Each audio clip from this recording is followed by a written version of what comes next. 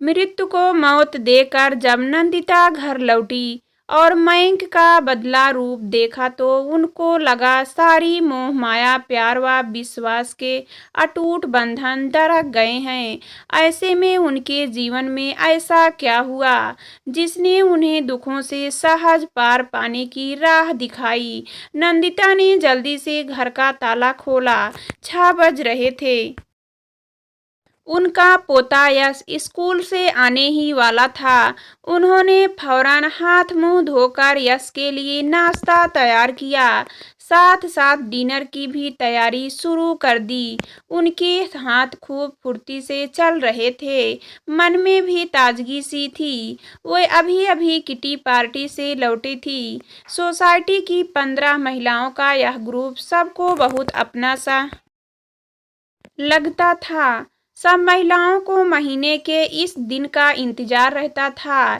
ये सब महिलाएं उम्र में 30 से 40 के करीब थी। नंदिता उम्र में सबसे बड़ी थी, लेकिन उनकी चुस्ती फुर्ती देखते ही बनती थी। अपने शालीन और मिलनसार स्वभाव के चलते हुए काफी लोकप्रिय थी। नंदिता टीचर रही थी और अभी अभी रिटायर हुई थी। योग और सुबह शाम की सैर ने उन्हें चुस्त दुरुस्त रखा हुआ था। उनके इंजीनियर पति का कुछ साल पहले देहावसान हुआ था। वे अपने इकलौते बेटे मयंक और बहू किरण के साथ रहती थी। किटी पार्टी में जब वे घर आती थी, उनका मूड बहुत तरोताजा रहता था।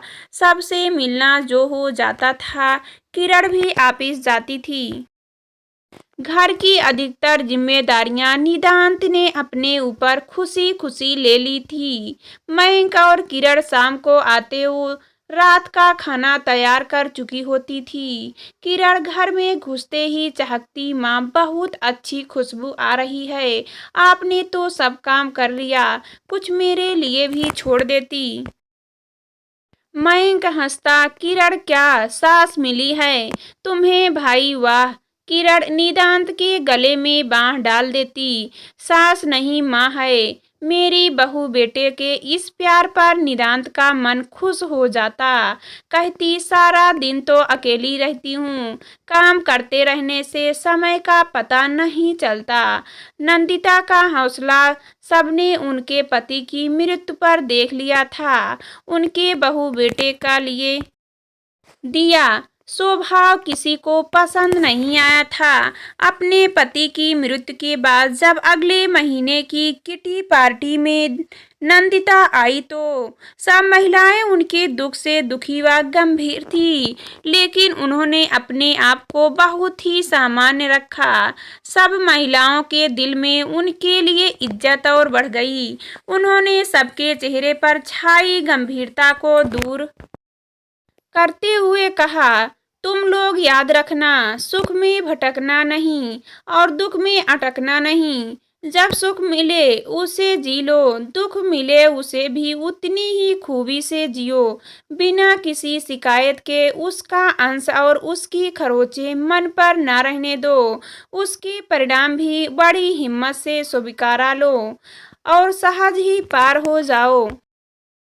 जीवन का यही तो मर्म है जो मैं समझ चुकी हूँ। सब महिलाएं नम आंखों से उन्हें सुनती रही। स्वभाव के अत्यंत नम्र, सहनशील, शांत, स्वाभिमानी, अपनी अपेक्षा दूसरों के सुखों और भावनाओं का ध्यान रखने वाली, जितनी तारीफ करे उतनी कम।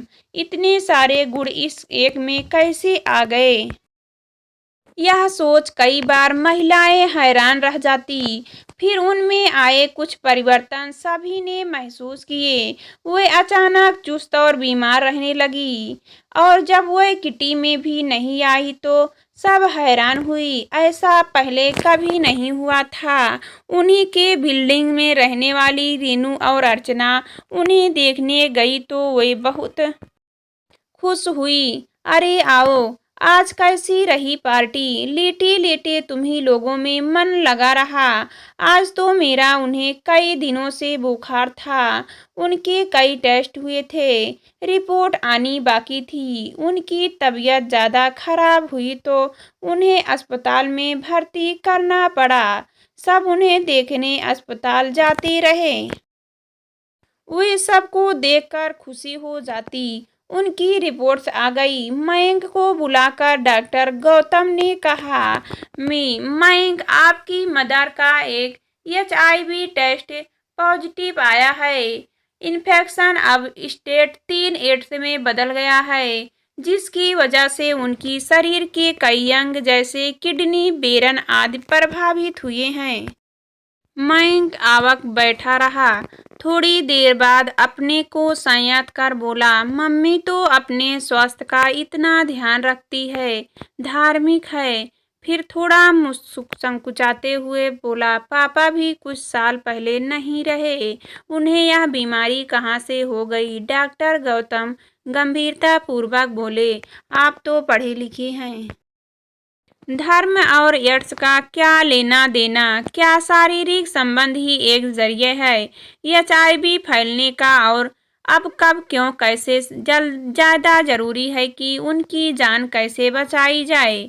आज कई तरह के इलाज हैं जिनके इस बीमारी को रोका जा सकता है, पर सबसे जरूरी है उन्हें इस बारे में बताना, जिससे वह खुद भी सारी सावधानियां बरते और इलाज में हमारा साथ दे, क्योंकि अब हमें उन्हें यट साइल में शिफ्ट करना पड़ेगा।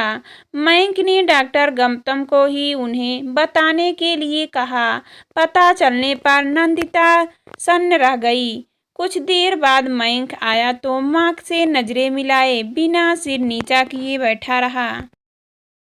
नंदिता गौर से उसका चेहरा देखती रही, फिर अपने को संभालती हुई हिम्मत करके बोली, इतने चुप क्यों हो? मयंक, माँ, आपको यह बीमारी कैसे? बेटे को सारी स्थिति समझाने के लिए स्वयं को तैयार करते हुए उन्होंने बताना शुरू किया।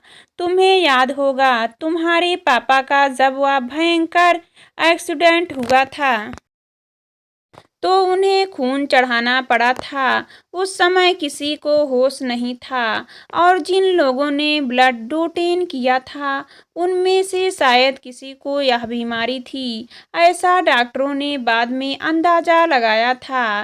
तुम्हारे पापा उस दुर्घटना में उस समय तो बच गए, लेकिन इस बीमारी ने उनके शरीर में तेजी से फैलकर उनकी जान ले ली थी। मैंने सबको यही बताया था कि उनका हार्ट फेल हुआ है। मैं उनकी मृत्यु को कलंकित नहीं देने वाला चाहती थी। उन्हें याद होगा तुम भी उस समय हॉस्टल में थे और उनकी मृत्यु के बाद ही घर पहुंचे थे।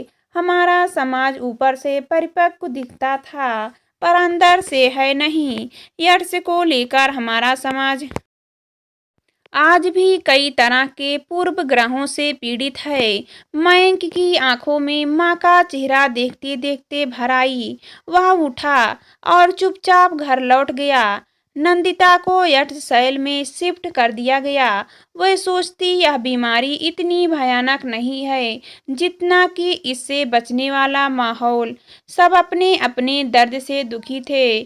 उस वार्ड में 60 साल के बूढ़े भी थे और 18 साल की युवा भी। उस माहौल का असर था या बीमारी का उनकी हालत बंद से बेहतर होती जा रही थी। रोज किसी ना किसी टेस्ट के लिए उनका खून निकाला जाता, जिसमें उन्हें बहुत कष्ट होता। कितनी दवाएं थी जाती, कितने इंजेक्शन लगाए जाते। दिन भर अपने बेड पर पड़ी रहती। अब उनके साथ बस उनका अकेलापन था। वे रात दिन मयंक, किरण और यश से बात करने के लिए तड़पती रहती, लेकिन बीमारी का पता चलने की बाद से किरण ने तो अस्पताल में पैर ही नहीं रखा था और अब यह कई कई दिन बाद आता भी तो खड़े खड़े औपचारिकता से निभा कर चला जाता। नंदिता का कलेजा कटकर रह जाता। यह क्या हो गया था। उन्हें देखने सोसाइटी से उनके ग्रुप की कोई महिला आती तो जैसे वे उठ जाती। जो कुछ महिलाएं समय का अभाव बताकर कन्नी काट जाती, लेकिन कई महिलाएं उनके मिलने आती रहती। वे सबके हालचाल पूछती। किसी का मन होता जाकर मयंक और किरण से उनके हालचाल पूछे, लेकिन दोनों का स्वभाव देखकर कोई ना जाता। वैसे भी महानगर के लोगों को न तो ज़्यादा मतलब होता है और न ही कोई आजकल अपने जीवन में किसी तरह का हस्तक्षेप स्वीकार करता है। खासकर मयंक और किरण जैसे लोग कई जब भी नंदिता को देखने जाता तो लगता उन्हें कहीं ना कहीं जीने की इच्छा थी। इसी इच्छा शक्ति से जोर पर वे बहुत तेजी से ठीक होने लगी और 5 महीने बाद वे पूरी तरह से स्वस्थ और सामान्य हो गई। वे बहुत खुश थी। एक बड़ा युद्ध जीतकर मृत्यु को हार कर वे घर लौटी थी, पर वे यह नहीं जानती कि इन 5 महीनों में सब कुछ बदल चुका था। उन्हें घर लाते समय मयंक बहुत गंभीर था। नंदिता ने सोचा, इतने दिनों से सबको असुविधा हो रही है, थोड़े दिनों में सब पहले ही तरह ठीक हो जाएगा। वे जल्दी से जल्दी यश को देखना चाहती थी और यश की वजह से किरण भी उनसे नहीं मिल पाई। उसे कितना दुख होता होगा। यही सब सोचते सोचते घर आ गया। मयंक पूरी रास्ते चुप रहा था, बस हाँ हूँ करता रहा था। मयंक ने ही ताला खोला तो वे चौंकी। किरण नहीं है घर पर। मयंक चुप रहा, उनका बैग अंदर रखा। नंदिता ने फिर पूछा, किरण और यश कहाँ है? माँ, आपकी बीमारी पता चलने के बाद किरण यश के साथ यहाँ नहीं रहती थी। हम लोगों ने किराए पर फ्लैट ले लिया है। नंदिता को लगा सारी मोह माया प्यार और विश्वास के बंधन एक झटके में टूट गए हैं। उनकी सारी संवेदनाएं ही शून्य हो गई। उदास सुख खाली खाली विरक्त आंखों से मयंक को देखती रही, फिर चुपचाप हस्तप्रस्त से वेदना से महासागर में डूबकर बैठ गई। वो एकाकी मौन स्तंभ बैठी रही तो मयंक ने ही चुप्पी तोड़ी। माँ, एक फुल टाइम मेड का प्रबंध कर दिया है, वह आने वाली होगी। आपको कोई परेशानी नहीं होगी और फोन तो है ही। नंदिता चुप रही और मयंक चला गया। लताबाई ने आकर सब काम संभाल लिया। नंदिता के अस्पताल से घर आने का पता चलते ही उनकी सहेलियां उनसे मिलने पहुंच गई। उनके घर का सन्नाटा महसूस करके, उनकी आंखों की उदासी देखकर उनकी सहेलियां जिन भावनाओं में डूबी थी, उन्हें व्यक्त करने के लिए शब्द नहीं थे उनके पास। और जहां शब्द हार मानते हैं वहां मौन बोलता है। नंदिता सबके हालचाल पूछती रही और स्वयं को सहज रखने का प्रयत्न करते हुए मुस्कुराने लगी।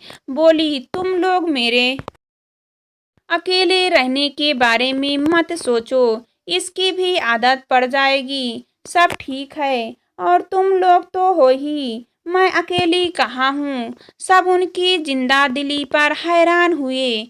फिर अपनी अपनी गृहस्थी में सब व्यस्त हो गए। उनका अपना नियम शुरू हो गया। सुबह शाम सैर करती, अपनी हमउम्र महिलाओं के साथ गार्डन में थोड़ा समय बिताकर अपने घर लौट आ जाती। सबने गौर किया था वे अब कभी भी अपने बेटे बहू पोते का नाम नहीं लेती थी। कुछ समय और बीता। आर्थिक मंदी की चपेट में किरण की नौकरी भी आ गई और मयंक को ऑफिस की स्टेशन के कारण उच्च रक्तचाप रहने लगा। उसकी तबीयत खराब रहने लगी। छुट्टी वह ले नहीं सकता था। दवा की एक प्राइवेट कंपनी में सेल्स मैनेजर था। काम का प्रेशर भी था। दोनों के शाही खर्चे थे। कोई खास बचत थी नहीं। अभी तक नंदिता के साथ रहता आया था। नंदिता के पास अपनी जमा पूंजी भी थी। पति द्वारा सुरक्षित भविष्य के लिए संजोया धन था, जिससे वह आज भी आर्थिक रूप से सक्षम थी। अब लताबाई फुल टाइम मेड की तरह रहीं। बस सुबह शाम आकर काम कर देती थी। नंदिता ने अकेले रहने की आदत डाली थी। किरण की माता पिता अपने बेटे के साथ अमेरिका में रहते थे। किरण अपने जॉब के लिए भाग दौड़ कर रही थी। यश की देखभाल उचित तरीके से नहीं हो पा रही थी। मयंक और किरण को नंदिता की याद आने लगी। अब उन्हें नंदिता की जरूरत महसूस हुई। वैसे भी नंदिता अब स्वस्थ हो चली थी। एक दिन दोनों यश को लेकर नंदिता के पास पहुंच गए। नंदिता के पास उनकी कुछ सहेलियां बैठी हुई थी। मयंक पहले चुपचाप बैठा रहा, फिर उनके धीरे से बोला, माँ आपसे कुछ अकेले में बात करनी है। उनकी सहेलियों ने उठने का उपक्रम किया तो नंदिता ने टोका, ये सब मेरी अपनी है, मेरे सुख दुख की साथी है, जो कहना हो कह सकते हो। मयंक को संकोच हुआ। किरण सिर हिलाए बैठी थी। यश नंदिता की गोद में बैठ चुका था। मयंक ने कहा, माँ हम यहाँ आपसे आप आ कर रहना चाहते हैं, हमसे गलती हुई है, हमें माफ कर दो। नंदिता ने सपाट स्वर में कहा, नहीं अब तुम लोग यहाँ नहीं रहोगे। मयंक सिर झुकाए अपनी परेशानियां बताता रहा।